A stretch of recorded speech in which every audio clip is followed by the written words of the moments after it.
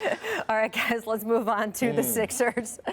Who knew we were going to start the jump with that today? Joel Embiid, let's talk about him, dropping 42 points in a Sixers win over the Celtics last night. This was a fun game to watch. He shot 21 free throws himself compared to 20 for the Celtics as a team. You know who wasn't happy about it? Marcus Smart. Listen to the two of them after the game.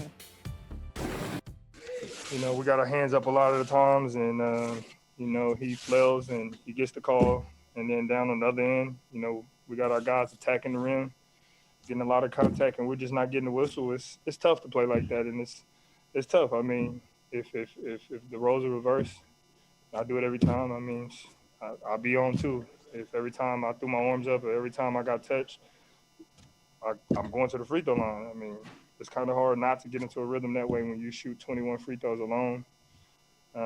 And they allow you to hack on the other end. Marcus Smart just told me that I flail a lot.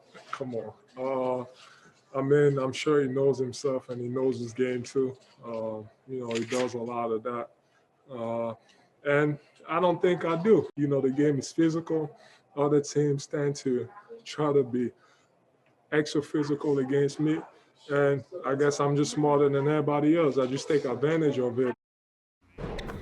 Marcus Smart and Joel Embiid arguing about flopping, Perk. Which side are you on?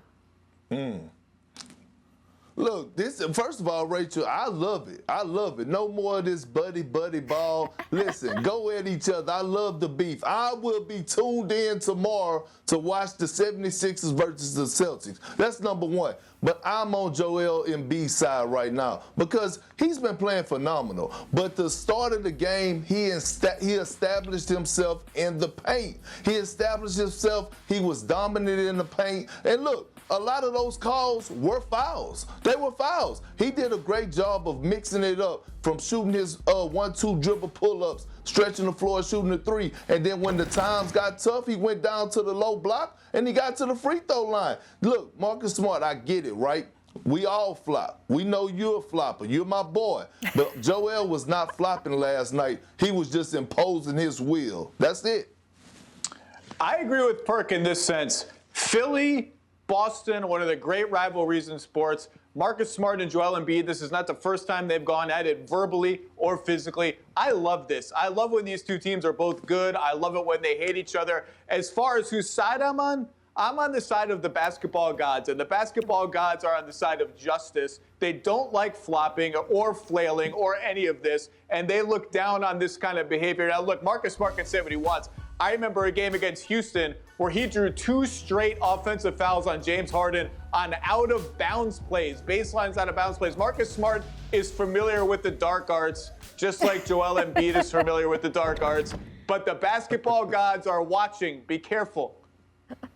They are watching, just like the bobbleheads over your shoulder.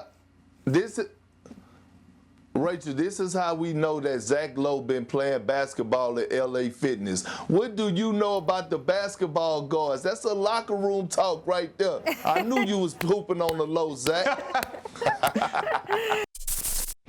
Thanks for watching ESPN on YouTube. For live streaming sports and premium content, subscribe to ESPN+.